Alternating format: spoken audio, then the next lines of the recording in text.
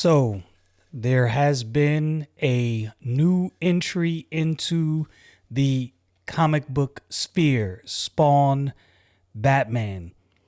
I'm going to start off by saying I'm trying to make my comic book reviews more of a positive outlook on the comic book sphere in general. Not that everything is good. I don't think everything is good, but there's enough channels out there focusing on negative things within the comic book sphere.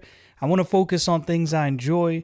Maybe my critiques will be slightly critical. Maybe I'll go over some things I don't like and some things I do like. But for the most part, I'll try to keep my comic book reviews fairly vanilla, I guess, so to speak, because like I said, there's already enough commentary about the social elements of what's going on within entertainment, namely comic books, that I don't think you need another channel going over that. So, things I enjoy. Batman Spawn. Man, oh man, oh man. What can I say? I don't want to go too in depth and give too many spoilers, but I'll say this. Let me start from just the enjoyment of the storyline and the enjoyment of the art style. Greg Capullo, I mean, what can I say? This dude is a masterful artist, and has been for years. He's good at what he does. Todd McFarlane is very good at creating a compelling story, and that he did. They mix both the Spawn and the Batman DC universe perfectly. It didn't, at no point in this book did it feel like oil and water. It felt like these are two beings that were destined to collide, that were destined to be in the same space. That's really, when I read this, that's really how I felt. That's really what I thought. So I was trying to figure out how to do this without giving too many spoilers, because I know sometimes people might watch a video. They don't necessarily want spoilers, but they want to know, is the book good? So I'll say this without saying too much. The Court of Owls is involved. The Joker is involved. And there's some violators in there with the Joker. Like I said, the way they mix these two stories, it's great. This is what I enjoyed about this, the dynamic of this story, probably more than, I'm not going to say more than anything else, but man, did I enjoy it. Just like the Reeves Batman flick, this focused on, now it's a more mature Batman, obviously. This focused on both the fighting capability and, more namely, the detective aspect of Batman as a hero.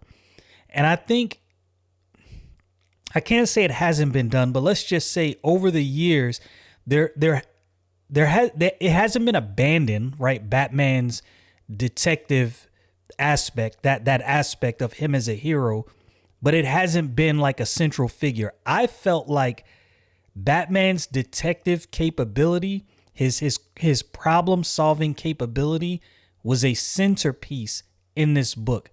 So much so that you realize how much better Batman is than so many heroes.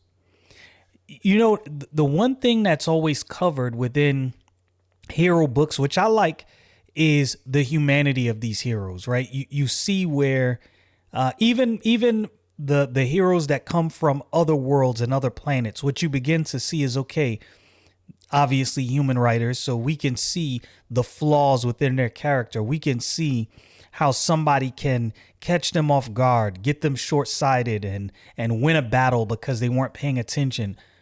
When you read this book, you get the impression, which this is what makes Batman so great. He has no superpowers, although I always say there's been fan theories for years that he has a superhuman brain, like his ability to think is beyond that of a regular human. So there's been rumor amongst fandom that there's some superhuman element to his thought process. Now, that's never been confirmed per se by DC, but the fans have their theories. Nonetheless, This is what makes Batman. This is what separates him from so many other heroes. And even though Spawn, I wouldn't necessarily consider Spawn a hero. Spawn is more of an anti-hero hero, if that makes any sense. But man, Spawn got caught with the okie doke in this book.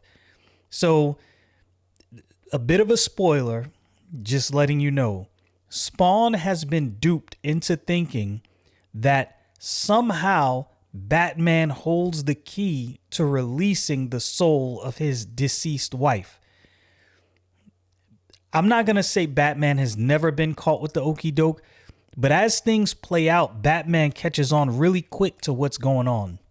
What you find out is that Batman's parents and Spawn's wife were both killed on the same day in separate universes, and that kind of connects them in some sort of way. And as you read the book, you begin to realize, let me see.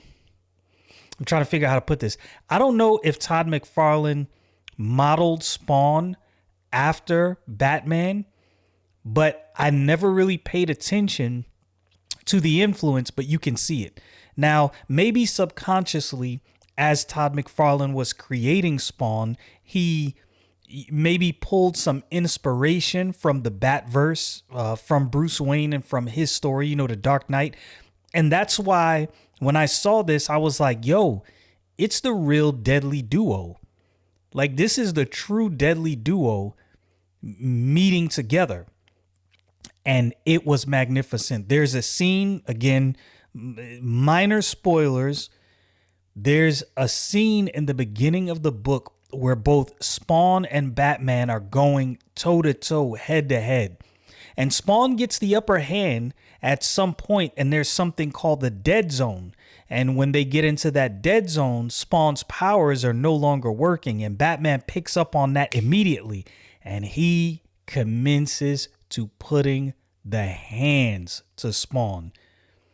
This is what I love about Batman. It's the realism of the fact that, okay, you can't contend with someone who has powers. You have no powers. But Batman has such a quick wit that he quickly figures out what he needs to do to deal with this powered individual, even though he has no powers. This is why Batman is the G. In the comic book world, in my humble opinion, Batman is the top G. He is the person that you do not want to cross. He is that hero that it doesn't matter what kind of powers you have, what universe you come out of, whether it be Dark Horse, DC, Image, what's the other comic houses? Dark Horse, Image, DC. There's another one, IDW. It doesn't matter what comic universe you come out of, you don't want to mess with Batman. He is that dude.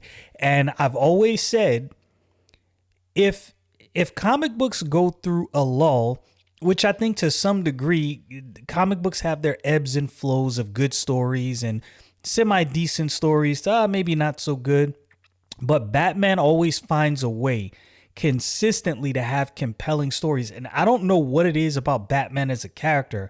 I don't know if Batman is just easier for comic book creators to write for.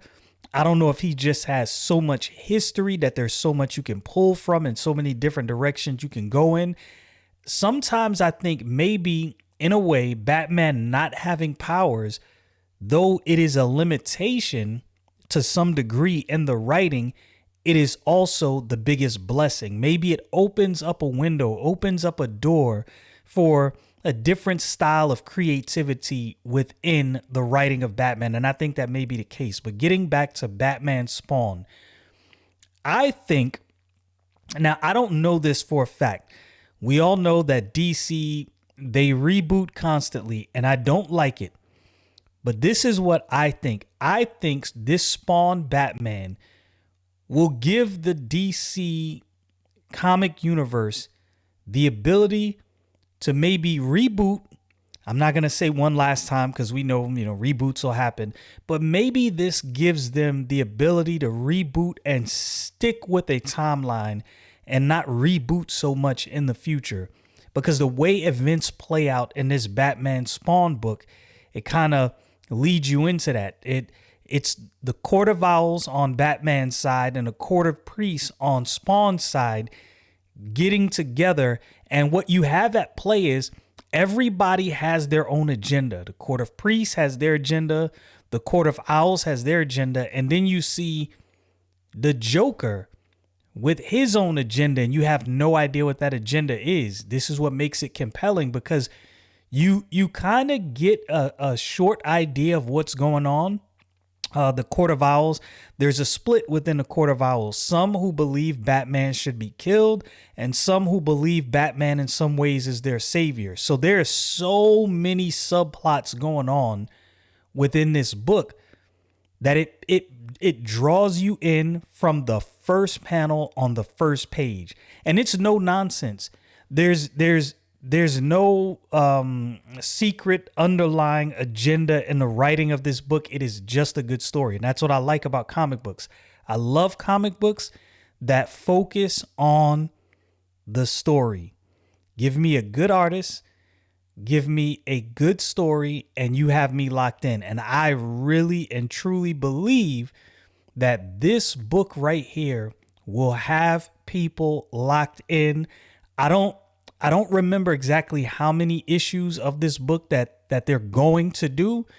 However many issues, Lord willing, I will be buying every single one, because this was good. It was magnificent. Good reading, good art, and just a very easy book to follow right out the gate. I think even if you knew nothing about Spawn and nothing about Batman at all, so during the big Image Comics run, I was never a huge Spawn fan. I do have some Spawn books I bought in the early 90s when it first launched, but I wasn't the biggest fan of Spawn.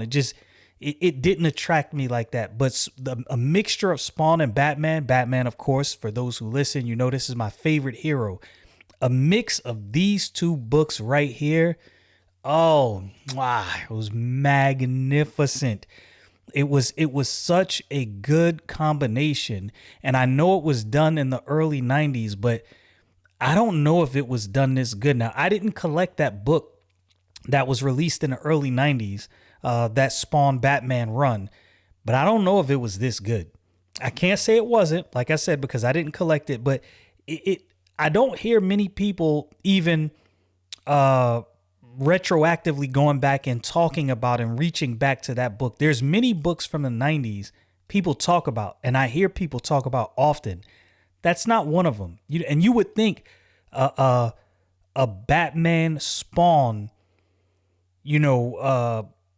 a meetup, a Batman Spawn versus a Batman Spawn book there would be a whole lot of content out there on those two books. I'm just trying to get my words out. But this right here is an exciting venture. For me, it's kind of like, if you haven't read Dark Knight's Metal, that is another Batman run that is magnificent. There was actually a bunch of new heroes that came out of that Batman Spawn run. DC's, they called it the New Age of Heroes. One of those heroes was Damage and Silencer, which personally, I enjoyed those books and I thought they were good. I don't see them anymore. I don't know if they just canceled those books altogether. I'm going to keep it real with you. There was some characters out of that New Age of Heroes that were loosely based on Marvel characters, took inspiration, right? Damage took inspiration from the Incredible Hulk, but it was a unique story. And it wasn't just like a direct carbon copy. It was good. I enjoyed it. I enjoyed the art. I enjoyed the story. I think Batman, my humble opinion, is the key to DC's success. I know some people believe it's Superman. I believe Superman is a decent hero, no doubt. The Man of Steel. But I think Batman runs the DC universe as far as comic books. I don't think you can get a better, how can I put it? I don't think you can get a better representation of DC Comics than Batman. If I was Jim Lee, if I'm running DC Comics, I'm like, whatever we do, whatever we decide to go into, we have to lead with Batman, because it seems like every time there's a new compelling Batman story, they knock it out of the park. There's something about Batman that just makes for such a good story. This Batman and his story arcs need to be what lead the entire DC comic book universe, in my opinion. If you are on the fence about whether to buy Batman Spawn, I can assure you, if you are a comic collector, you need it.